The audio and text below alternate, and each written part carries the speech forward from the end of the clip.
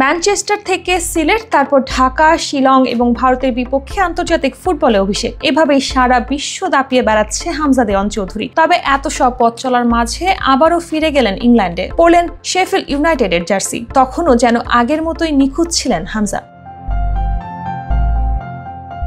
Coventry সিটির বিপক্ষে শেফিল্ডের ৩-১ গোলের সহজ জয় মাঠে সবচেয়ে আলোচিত নাম হয়ে উঠেছে হামজা। গোল না পেলেও তার খেলার ধরন ছিল অসাধারণ। একটি নিখুঁত শট নিয়েছিলেন, কিন্তু কভেন্ট্রি গোলরক্ষকের দারুণ সেভের কারণে গোল হয়নি। তবে এর পরেও ম্যাচটি সহজেই জিতে নেন তার দল।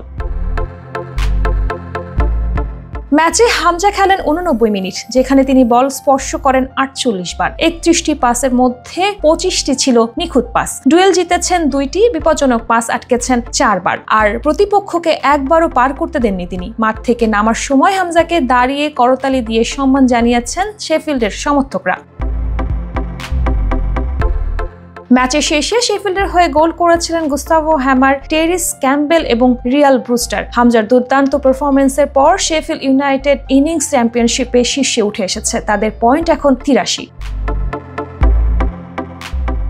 শেফিল্ডের পরবর্তী ম্যাচে লিডস জিতলেই তারা শীর্ষস্থান পুনরুদ্ধার করবে। তবে গোল না পেলেও হামজার ভূমিকা ছিল দলের জয়ে অমূল্য। মাঠের প্রতিটি দিক দিয়েই তার পারফরমেন্স ছিল একদম শ্রেষ্ঠ।